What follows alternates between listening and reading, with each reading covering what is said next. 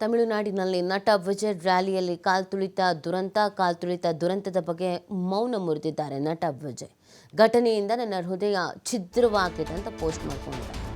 ಈ ನೋವನ್ನು ಸಹಿಸಿಕೊಳ್ಳೋದಕ್ಕೆ ಆಗಿಲ್ಲ, ನಾನು ತುಂಬ ನೋವು ಬೇಸರದಲ್ಲಿದ್ದೇನೆ. ನನ್ನ ಪ್ರೀತಿಯ ಸಹೋದರ ಸಹೋದರಿಯರಿಗೆ ಸಂತಾಪ. ಆಸ್ಪತ್ರೆಯಲ್ಲಿ ಚಿಕಿತ್ಸೆ ಪಡಿತಾ ಇರುವವರು ಶೀಘ್ರ ಚೇತರಿಕೆಗೊಳ್ಳಲಿ. ಕಾಲ್ತುಳಿತ ದುರಂತದ ಬಗ್ಗೆ ಪೋಸ್ಟ್ ಮಾಡಿದ್ದಾರೆ ನಟ ವಿಜಯ್. ಸೊ ಎಲ್ಲ ಆಗಿ ಹೋದ ನಂತರ ಈಗ ಹೃದಯ ಛಿದ್ರವಾಗಿದೆ ಅಂತ ಪೋಸ್ಟ್ ಮಾಡಿದ್ದಾರೆ.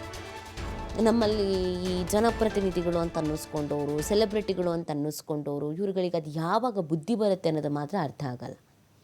ಈ ಥರ ಕಾರ್ಯಕ್ರಮಗಳನ್ನು ಅರೇಂಜ್ ಮಾಡಿದಾಗ, ಈ ಥರ ಕಾರ್ಯಕ್ರಮಗಳಲ್ಲಿ ಭಾಗಿಯಾಗುವಾಗ ಇನ್ನು ಮೇಲಾದರೂ ಕೆಲವು ನಟ ನಟಿ, ರಾಜಕೀಯ ವ್ಯಕ್ತಿಗಳು, ಸೆಲೆಬ್ರಿಟಿಗಳು ಭದ್ರತೆ ಮುನ್ನೆಚ್ಚರಿಕಾ ಕ್ರಮ ಹೆಂಗಿದೆ, ಎಷ್ಟು ಜನ ಸೇರ್ತಾ ಇದ್ದಾರೆ, ಅದಕ್ಕೆ ಏನು ವ್ಯವಸ್ಥೆ ಮಾಡ್ಕೊಂಡಿದ್ದೀರಾ, ಅಲ್ಲಿನ ಪ್ಲೇಸ್ ಯಾವ ಥರ ಇದೆ, ಇದನ್ನು ನೀವಾದರೂ ವಿಚಾರಿಸಿ.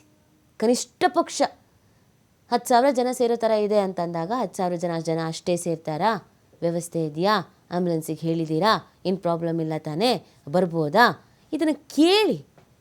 ಎಲ್ಲ ಯಾರೋ ನಿಮ್ಮ ಕಡೆಯವರು ಅರೇಂಜ್ ಮಾಡ್ತಾರೆ, ನೀವು ಹೋಗ್ಬಿಟ್ಟು ದೊಡ್ಡದಾಗಿ ಸ್ಟೇಜ್ ಮೇಲೆ ಹತ್ತಿ ನಿಂತು ಭಾಷಣ ಮಾಡೋದಕ್ಕೆ ಶುರು ಮಾಡ್ತೀರಾ, ಇಲ್ಲಿ ಕಾಲ್ತುಳಿತ ಸಂಭವಿಸುತ್ತೆ, ಜೀವ ಹೋಗುತ್ತೆ ಅಂದಾಗ ಕೊನೆಗೆ ಮನೆಗೆ ಹೋಗಿ ಕೂತ್ಕೊಂಡು ಒಂದು ಪೋಸ್ಟ್ ಹಾಕ್ತೀರ. ಹೃದಯ ಒಡೆದು ಹೋಗಿದೆ, ಹೃದಯ ಛಿದ್ರವಾಗಿದೆ, ತಡ್ಕೊಳಕ್ಕಾಗ್ತಿಲ್ಲ, ನೋವಾಗಿದೆ. ಬಟ್ ಹೋಗಿರೋ ಪ್ರಾಣಿಗಳು ಬರುತ್ತಾ? 39 ಜನ, ಇನ್ನೂ ಸಾವಿನ ಸಂಖ್ಯೆ ಹೆಚ್ಚಾಗಬಹುದಾದ ಸಾಧ್ಯತೆ ಇದೆ. ಈಗ ಅವ್ರ ಮನೆಯವರು ಒಂದೊಂದು ಪೋಸ್ಟ್ ಹಾಕೊಂಡು ಕೂತ್ಕೋಬೇಕು, ನಾವು ಕಳ್ಕೊಂಡಿದ್ದೀವಿ, ದುಃಖ ಆಗಿದೆ, ಹೃದಯ ಛಿದ್ರವಾಗಿದೆ. ಜೀವ ಹೋಯ್ತಲ್ಲ, ಯಾರು ತಂದು ಕೊಡ್ತಾರೆ ವಾಪಸ್ಸು? ಅದಕ್ಕೇ ನಿಮಗೆ ಈ ಸಮಾಜದಲ್ಲಿ ಉನ್ನತ ಸ್ಥಾನಮಾನ, ಗೌರವ ಇದೆ ಅಂದಾಗ ಅಟ್ಲೀಸ್ಟ್ ಕೇಳಿ ಪೊಲೀಸ್ ಇಲಾಖೆಯವ್ರ ಹತ್ರ, ಅಥವಾ ಸರ್ಕಾರ, ಗೃಹ ಇಲಾಖೆ, ಗೃಹ ಸಚಿವರು, ಸಂಬಂಧಪಟ್ಟವ್ರು ಇರ್ತಾರೆ. ಈ ಥರದೊಂದು ಕಾರ್ಯಕ್ರಮ ಇದೆ, ನನಗೆ ಇಷ್ಟೊತ್ತಿಗೆ ಬರಬೇಕು ಅಂತ ನಮ್ಮವ್ರು ಹೇಳಿದ್ದಾರೆ, ವ್ಯವಸ್ಥೆ ಏನಿದೆ, ಎಲ್ಲ ಸರಿ ಇದೆಯಾ? ಇದನ್ನು ಕೇಳೋದಕ್ಕೇನು? ಸಿನಿಮಾ ರಿಲೀಸು ಅಂತ ಗುಂಪು ಕಟ್ಕೊಂಡು ಹೋಗ್ತೀರಾ, ಅಲ್ಲೊಂದಷ್ಟು ಜನ ಸೇರ್ತಾರೆ, ಅಲ್ಲೊಂದಷ್ಟು ಕಾಲ್ತುಳಿತ ಸಂಭವಿಸುತ್ತೆ, ಇನ್ನೆಲ್ಲೋ ಏನೋ ಮಾಡ್ತೀರಾ, ಅಲ್ಲೊಂದಷ್ಟು ಸಮಸ್ಯೆ ಆಗತ್ತೆ.